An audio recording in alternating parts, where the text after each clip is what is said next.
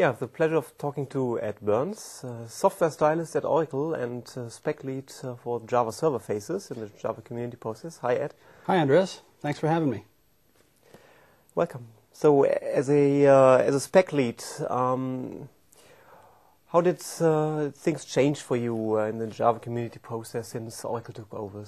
Well, that was one of those things that Oracle took on the mantle of taking Java, and there was a few things they had to do to get things straightened out and instill security and peace in the community once again.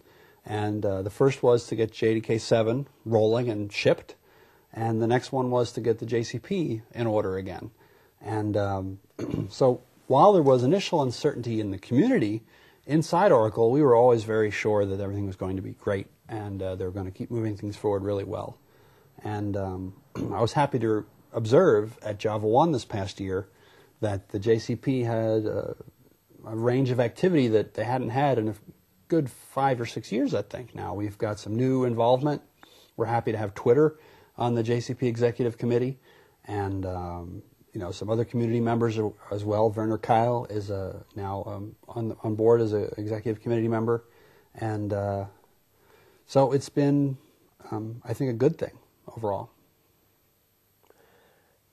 JSR is also living from interaction with the community. Do you feel you have enough feedback from the community? Do you think the feedback is also relevant? Do you get enough relevant feedback? Well, that's a good question. And I'm happy to say that JSF has been at the front end of really taking to heart the JCP language, which is called transparency.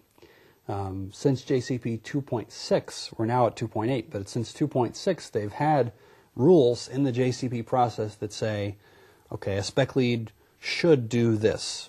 That is, have an open mailing list for users to give feedback, have a public issue tracker that actually is the issue tracker of record, and we've been doing that in JSF since 2004. And now in the latest JCP 2.8, those things are actually now required. There has to be a public issue tracker. There has to be a public mailing list. There has to be a place where the public can go to see the names of the people on the expert group. And we've had those for a while. So now that the JCP is saying it seems to have worked out with what JSF did, let's bring it to the wider audience of JCP spec leads. So I think we do have enough. But the spec lead really does have to get out there and work and go to conferences like DOAG and many others to engage with the community. And you have to educate the community what you're doing in order to get the constructive feedback. Because otherwise you'll just get feature requests that are just like undirected. You have to constrain it and say, okay, this is what's possible. What do you think we can do given this context? Is there any message you would give to community members? So how to best engage with the JSF? Well, for JSF, the top level website for the spec is jsf-spec.java.net. So if you go there, you'll find links to the frequently asked questions file, which has information on how to get involved. But that's the place to start, jsf-spec.java.net. So talking about JavaServer Faces itself, so it's been about 10 years since it was started, so is it still relevant? It's a good question. Java 1 2001 was when Amy Fowler and Graham Hamilton did the famous bunny slipper demo on stage at Java 1, and the spec came out in 2004, JSF 1.0, and I think it is still relevant because it's not so much what the technology is, but what the abstraction that it provides. I like to always point people to the user is the key, and the user is always the focus. Now, for a development product, the user is the developer. And the developer, of course, then builds what they can on top of the end user, and the end user is the really important person. That's where it all comes together. It's like a show, and that's when the curtain goes up and the user comes in.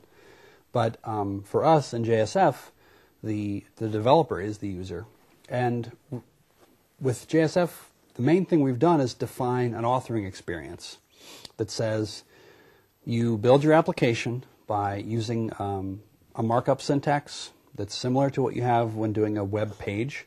You can style it using your web page design semantics like CSS and such. And you can use your whatever tools you're used to using for doing that. So that hasn't changed, you know, those set of roles are still there.